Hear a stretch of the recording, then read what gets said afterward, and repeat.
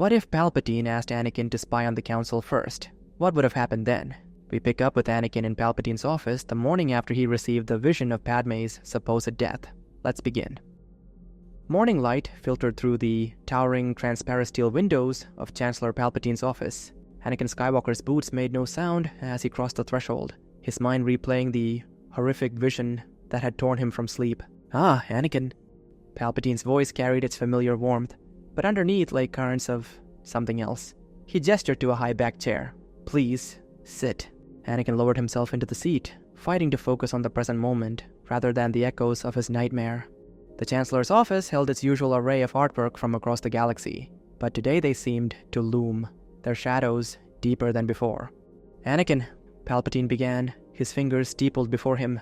"These are precarious times. The war strains not just our military resources, but the very fabric of trust within the Republic." He paused, studying Anakin's face. "I find myself in need of allies I can truly count on." "Of course, Chancellor." Anakin's response came automatically, though his thoughts kept drifting to the restricted archives, to ancient texts that might hold the key to saving Padme. "The Jedi Council," Palpatine's voice took on a contemplative tone. "They hold such power, yet remain oddly selective in what they share with the Senate, with me." He rose, moving to gaze out at the Coruscant skyline. "Anakin, I'm appointing you to be my personal representative on the Jedi High Council."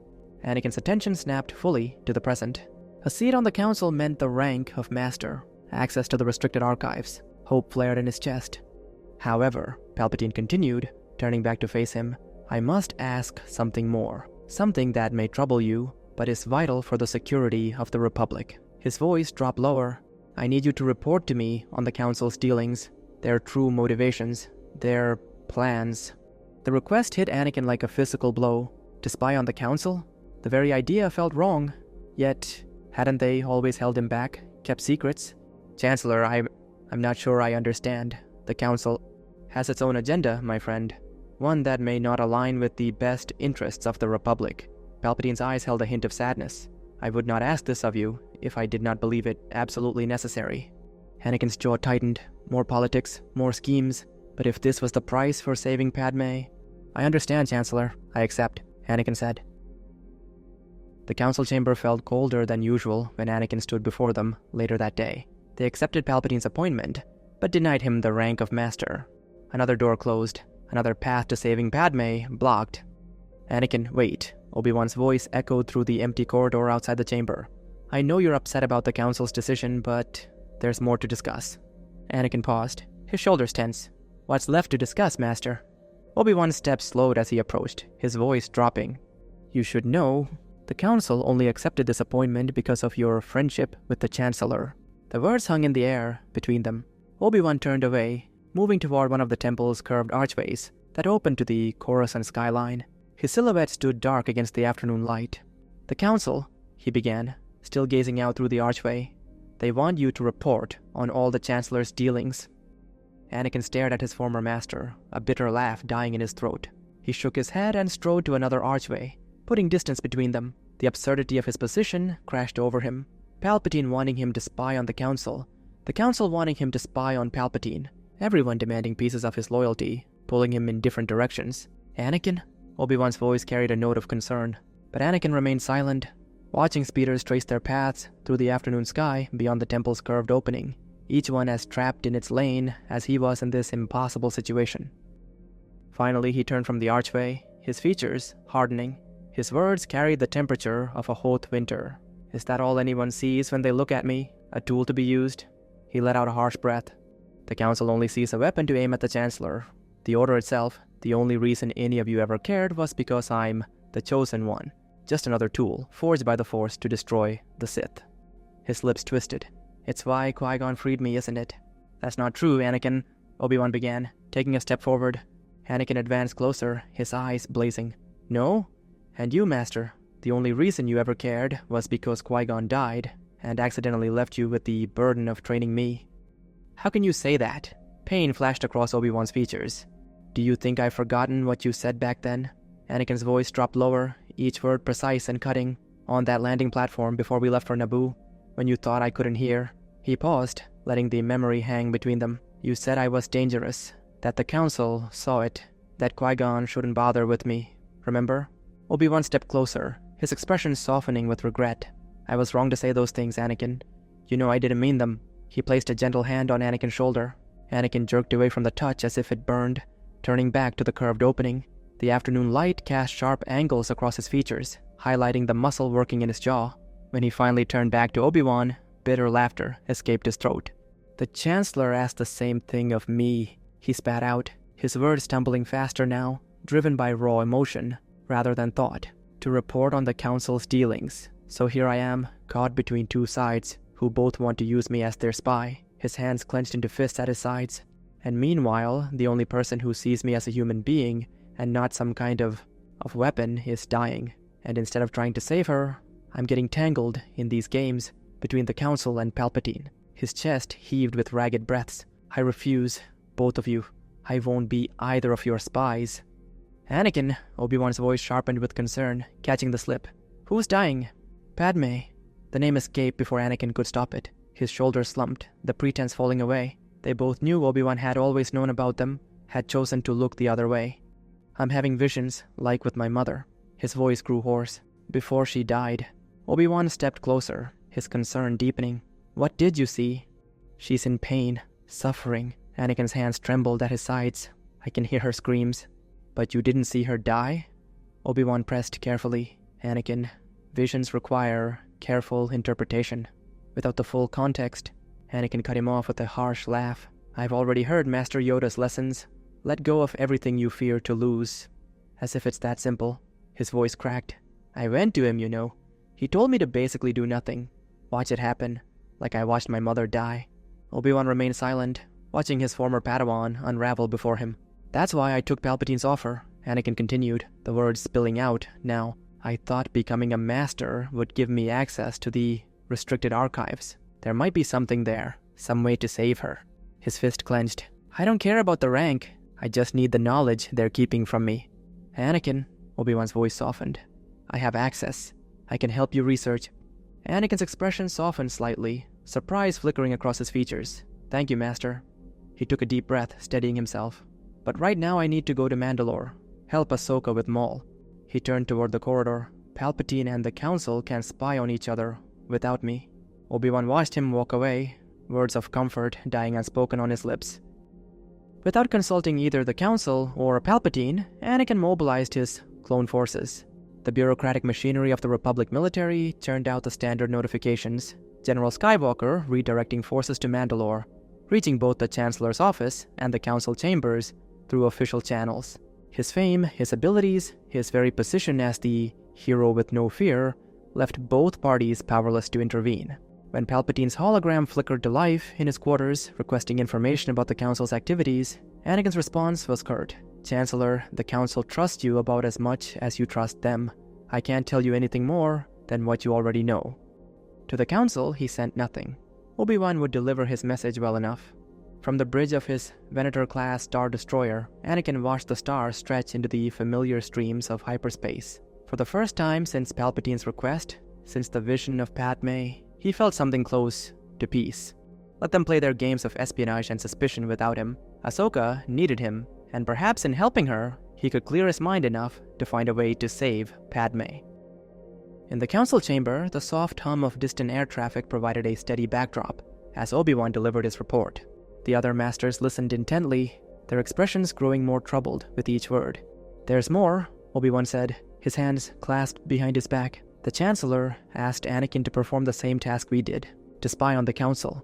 That's why he left for Mandalore. He's refusing both requests. Murmurs rippled through the chamber. There's something else, Obi-Wan continued, weighing each word carefully. Anakin has been experiencing visions of someone he believes will die. It's why he was so eager for the rank of Master. He hoped to access the restricted archives to find a way to prevent it. Yoda's ears drooped slightly, his ancient eyes clouding with concern. Troubled, young Skywalker is. Very troubled. Master Yoda, Obi-Wan ventured. Do the archives contain anything that might help? The healing arts, perhaps? Yoda shook his head slowly. Acting on visions with one's first instinct. Known to make them come to pass, this is. Best not acted upon, visions are. This Skywalker does not understand. Perhaps we should make that clearer to him, Obi-Wan pressed. He needs more than just being told to ignore them. He needs to understand why. Yoda nodded, considering this as he tapped his Geimer stick thoughtfully against the floor. The Chancellor's maneuver reveals a deeper strategy, Mace Windu interjected. To position young Skywalker as an intelligence asset suggests preparation for some larger gambit. His fingers tensed almost imperceptibly. The dark side distorts our perception, but his concentration around Palpatine grows more evident.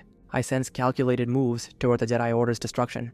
The chamber's environmental systems cycled through another iteration as the Council absorbed these implications, each master analyzing the confluence of political mechanics and Force premonitions that had led them to this point. Beyond their deliberations, through the vast reaches of hyperspace, Anakin's Venator-class Star Destroyer reverted to real space over Mandalore. The planet's ionosphere scattered the system's solar radiation in patterns that would have been familiar to the young Jedi, had his thoughts not been occupied with matters far removed from astronomical phenomena. Sundari's geometric skyline provided optimal insertion points for the 501st's gunships. Anakin orchestrated the assault, weaving his forces together with Bo-Katan's Mandalorian resistance and Ahsoka's detachment of the 501st. His own section of the Legion, battle-hardened veterans who'd fought beside him across 100 worlds, spread through the dome-covered city sectors in familiar formation. On Coruscant, in his private office chambers, Darth Sidious processed the tactical adjustment necessitated by Skywalker's departure. The intelligence regarding General Grievous's location remained encrypted in his secure files. The cyborg general's presence on Utapau had been meticulously arranged, a component of what would have been an elegant stratagem to separate Kenobi from his former apprentice during the critical moment of conversion. But with Skywalker parsecs away on Mandalore, that particular manipulation served no purpose. The Jedi trap he had engineered would remain unused, at least in its original configuration. Grievous could maintain his position, another piece on the Dejarik board awaiting its optimal deployment. As for Maul, Sidious's lip curled slightly. His former apprentice barely registered as a variable in his calculations. Should Skywalker encounter him, the outcome was statistically predictable. Maul's combat algorithms were outdated, his connection to the Force inferior to the Chosen One's raw power. The possibility that Maul might reveal certain truths about his former master's identity existed. But Sidious had computed those odds with precision. The Force itself aligned with his grand design. His fingers traced the activation sequence of his comm unit, checking the status of the hidden protocols embedded in the clone army's control chips. Order 66 waited in the neural architecture of millions of soldiers, including those now deploying across Sundari. Everything was proceeding according to design, but Palpatine had learned through centuries of Sith teaching to prepare for every contingency. If Skywalker proved resistant to manipulation, if he rejected his destined role, there were other paths to securing the Chosen One's power.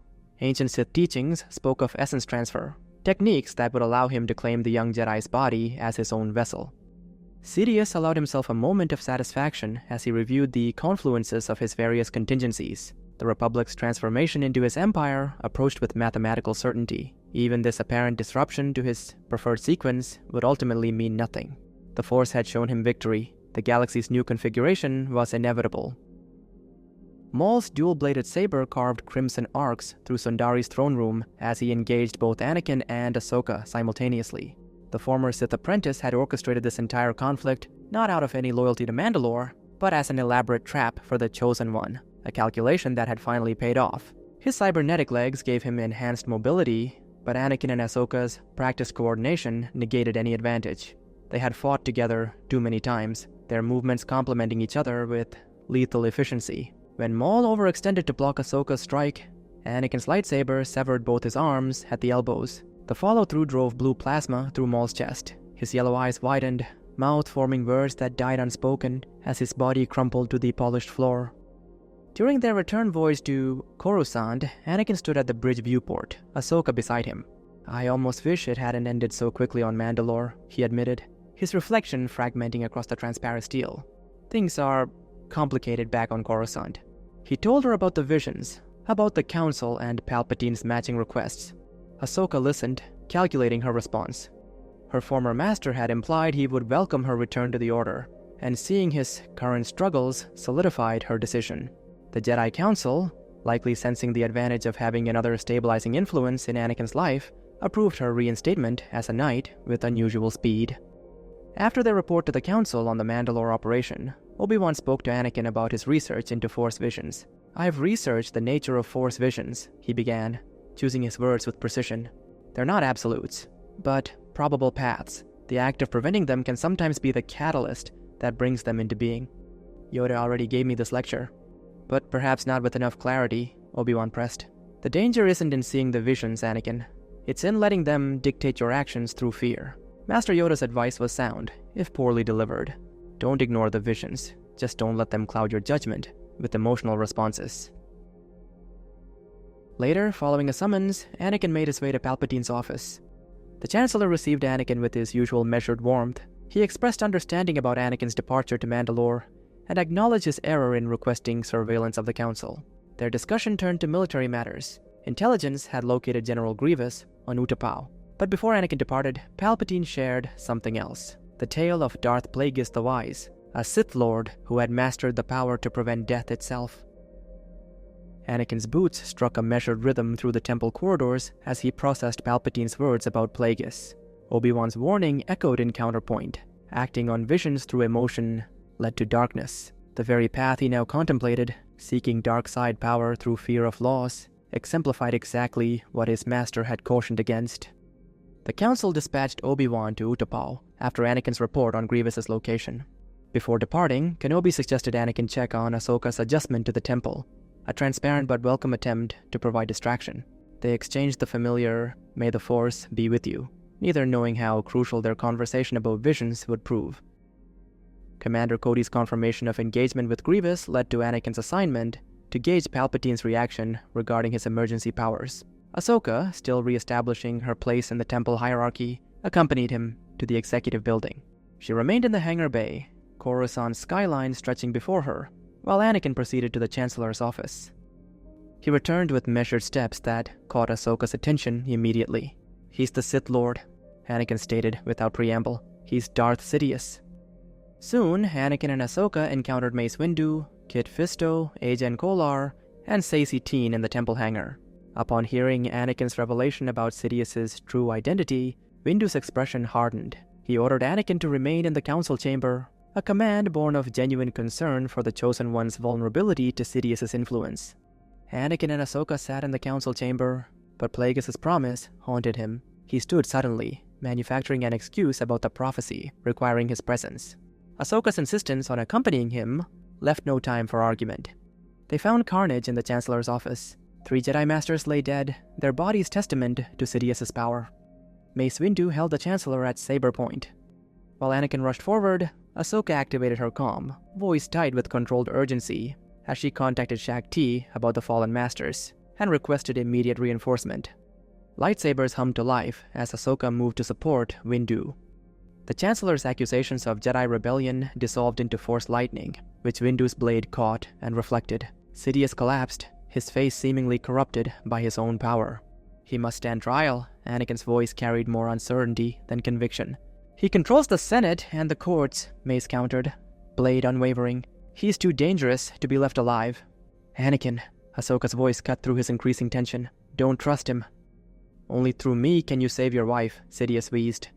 As Mace's blade rose, Anakin's mind seized on Obi-Wan's warning about emotional reactions to visions. That moment of clarity kept his own saber lowered as Windu struck, only to find Sidious's weakness had been theatrical. The Sith Lord sprang away, his true vitality revealed. The sound of approaching repulsor lifts filled the air. Ahsoka's warning had mobilized the temple's defenders. Jin Dralig and Shaak Ti led the contingent that came through the shattered window, followed by determined knights. More Jedi signatures approached through the Force. Sidious calculated his options, reaching for his data watch where the Order 66 command waited for transmission. Mace's command, "Destroy him," initiated a coordinated Jedi assault. The Dark Lord's blade found 2 knights before the combined assault overwhelmed him. His body fell in pieces to the carpeted floor, the data watch's activation sequence incomplete. The evidence against Palpatine mounted swiftly. Concealed lightsaber components, security recordings of Force abilities, and damning testimonies from surrendered Separatist leaders regarding their mysterious benefactor, Darth Sidious. The legal consensus crystallized around a simple fact. Legitimate chancellors did not respond to official Jedi inquiries with lethal force. Holonet feeds initially blazed with round-the-clock coverage of the investigation. But as the bureaucratic machinery of justice ground forward, the stories grew less frequent. Coverage shifted from front-page headlines to minor updates, from prime-time segments to late-night mentions. Within months, the story of Palpatine's true identity had become historical record rather than current events. Padme survived childbirth, and Master Windu, displaying either political acumen or personal growth, chose not to pursue Sidious's final reference to Anakin's wife. Master Yoda eliminated his cartel rival by using a wheelchair-bound cripple,